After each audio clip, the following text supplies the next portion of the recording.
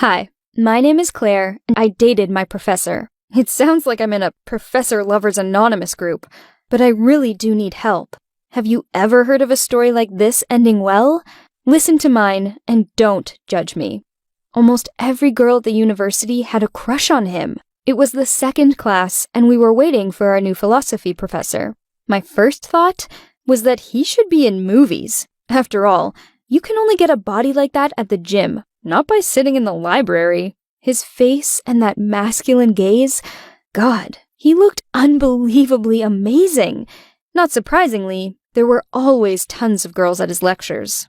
I knew it was stupid to fantasize about my hot professor, until suddenly, he smiled at me during a lecture. This started to happen every class. I came to lecture and would wait for Mr. Hendricks to look at me. I would worry and get nervous if I couldn't catch his eye for a while. But when he finally looked at me, everything inside me froze. It was totally harmless, until he asked me out on a date. One day, after a lecture, he called me over and asked if I would like to get coffee with him. Wow, the hottest teacher on campus was coming on to me. That meant I didn't have to worry about my philosophy grade. Plus, I'm an adult. What's wrong with just having coffee with the professor after class? I thought. When David and I met up, he told me to call him by his first name. He completely took over my thoughts. He was 32 at the time, 12 years older than me. At the end of the date, I was just floating with happiness. We moved towards each other slowly. He spoke more and more quietly. I was expecting him to kiss me. But no! I was so embarrassed. It only got better from there. David texted me and invited me over to his place. I agreed.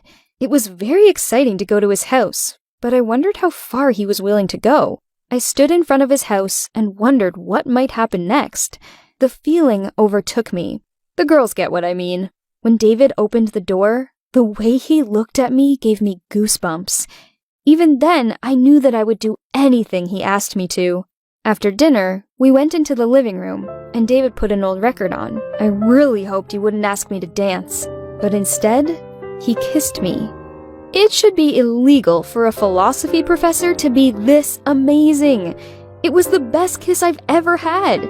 We didn't just kiss, and although it wasn't my first time, with him, it was completely new, unforgettable. But this is not a story about how I was used. No, the drama happened later. We started dating secretly. I would come over to his house or we would get a hotel room. We even went on vacation several times together.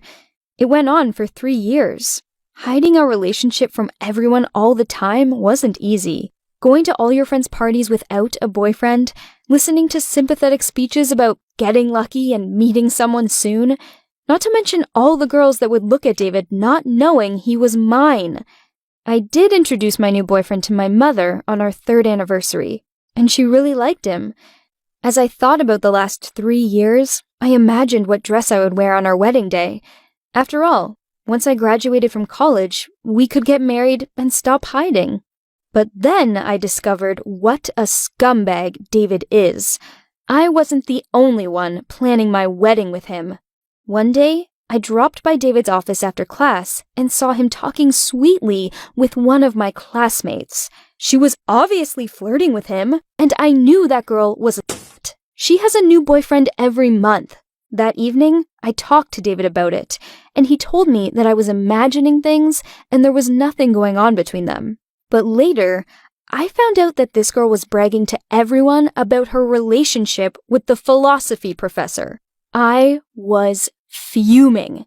What right did she have to claim my boyfriend as her own? I decided to put the bitch in her place and told her that I had been dating him for 3 years and she had better stay away. Do you know what she told me? She told me to chill because he is her boyfriend and they have been together for several months. And that just yesterday, he was shouting her name and God's after what she did for him in his car. I had never felt so humiliated. I was crushed. I needed to hear the truth from David. After I told him everything, he confessed that they did have several dates over the last few months, but he had never given her a reason to consider them a couple. He confessed to hooking up with other girls from the university and how tormented he had been for deceiving me. He told me it meant nothing, that they were just one-night stands and what we had was serious. Did he really think that explanation would pacify me? I yelled at him and hit him. When I calmed down, he explained that he couldn't help himself. Many girls wanted him and flirted with him every day, and sometimes it was hard for him to turn them down. It was all just physical, but his feelings for me were real. He begged me to forgive him and promised that it would never happen again. I am still working through our breakup, but I keep in touch with him. I graduated and moved to another city, and David still teaches at the university. He often texts me, begging for another chance, but I'm afraid to trust him again. Do you think a person can really change? Well, that was my story. If you have had a similar experience, write it in the comments. My advice to you is, don't date your professors. It will end badly. Hello, I'm Michael. I'm 22 years old, and in any confusing situation, I laugh. Even when I'm sad, even when it's completely inappropriate, even when I don't feel like it at all. I just can't control it. The fact is that I'm sick, and one of the symptoms of my illness is pseudobulbar syndrome. Such a complicated name. Simply put, it's uncontrollable laughter syndrome. My first vivid memory of a laughing fit was when I was at my uncle's funeral. I was 13 years old at the time, and during the ceremony, when everyone was holding back tears, I could not hold back my laughter. I laughed hysterically for almost 3 minutes, and everyone just stared at me with wide eyes. I was terribly embarrassed. I wanted to bury myself in the ground, but I could not do anything about it. I also had many embarrassing moments at school. Sometimes the older kids even beat me up because they thought I was laughing at them. But I really got into trouble when our plump, strict literature teacher, Mr. Mayweather, who loved spicy tacos, made a nasty sound right in the middle of class. Everyone, of course, pretended not to notice anything, and I was about to do the same, but instead, I burst into raucous, uncontrollable laughter. To this day, I never know when it's going to happen. Without fail, it happens when I'm experiencing strong emotions. So, when I found out that my idol, Keith Flint, was gone, I laughed for about 2 minutes, just like I did after watching the last episode of Game of Thrones. Despite all this, I'm lucky. First of all, my parents are very supportive of me. I know a lot of people whom I've met on the internet with the same problem, and not everyone has been as fortunate as me. Many of them became outcasts not only in society, but also in their own families. I also have a girlfriend. I met Mona on the internet. Before her, I had no luck with the opposite sex.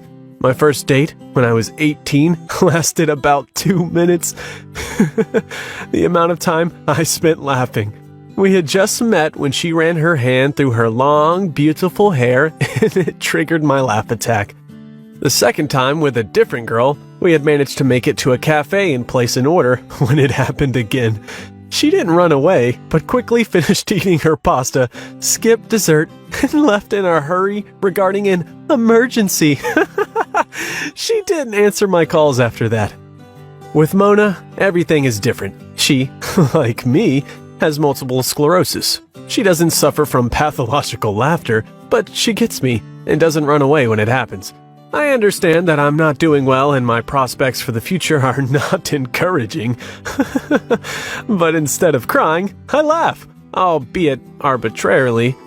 Perhaps now, if you meet someone like me on the street, you won't judge him, call him names, or point a finger at him. Hopefully, you'll understand that he just has problems for which there is no medicine yet. Oh man, I wish you all a good laugh and thank you for listening to my story.